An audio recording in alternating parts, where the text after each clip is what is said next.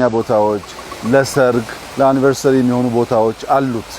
በዚህ አካባቢ ያለ ሰው ይሄ ያለ ጊዮን መሄድ አያስፈልገውም፣ ሸራተን መሄድ አያስፈልገውም፣ ፍሬንድሺፕ መሄድ አያስፈልገውም። በሰፈሩ ሁሉም ነገር አለው ማለት ነው።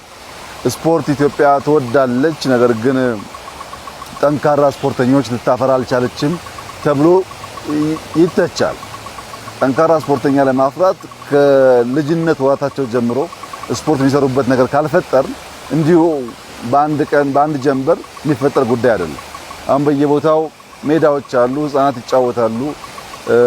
ፊዚካሊም ጠንከር እያሉ ቴክኒክም እያወቁ ሲያድጉ ከነዚህ ሁሉ ሰው ውስጥ ኢትዮጵያን ወክለው አመርቂ ውጤት የሚያመጡ ልጆች ለማፍራት ያግዛልና ኢንቨስትመንቱ ለዛሬም ለነገም ነው።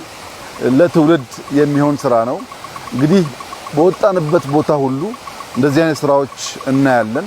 በጥራቱ በሳይዙ ተፈጥሮን ኢምብሬስ ባደረገበት መልክ ስንመለከት በየትኛውም መመዘኛ የትም ዓለም ከምናየው ነገር የሚሻል እንጂ የሚያንስ አይደለም። እጅግ አስደማሚ ስራ ነው። የአካባቢ ሰዎች ይበልጥ እንዲጠብቁት ጽዳቱን፣ ሴኩሪቲውን፣ የተሰሩትን መሰረተ ልማቶች እንዳለ ማስጠበቅ የህዝቡ ኃላፊነት ይሆናል።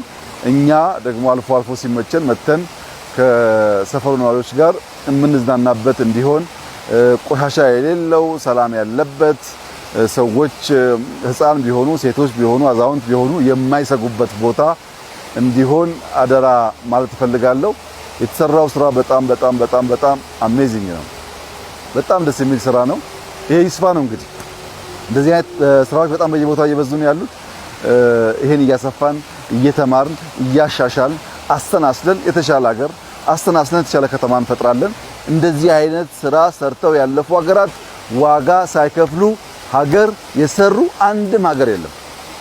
ከአሜሪካ ጀምሮ ኦል ዘ ዌይ አደገ የሚባል ሀገር ቢኬድ ዋጋ ከፍሎ ትውልድ ዋጋ ከፍሎ ነው ሀገር የሚሰራው እና ሀገር ለመስራት የሚከፈለውን ዋጋ ለልጆቻችን እንደሚደረግ ኢንቨስትመንት እያሰብን በቀና ልቦና ሀገራችንን እንድንሰራ እንድንገነባ አደራ ማለት ፈልጋለሁ።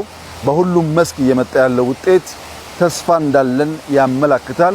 ይሄንን ደግሞ በየአመቱ አጠናክረን በርተን በመስራት የኢትዮጵያን ትንሳኤ እናረጋግጣለን የሚል ሙሉ እምነት አለኝ። ባየሁት በጣም ደስ ብሎኛል። ይህ ነገር እንዲበረታ እንዲቀጥል እመክራለሁ። እጅግ አድርጌ አመሰግናለሁ።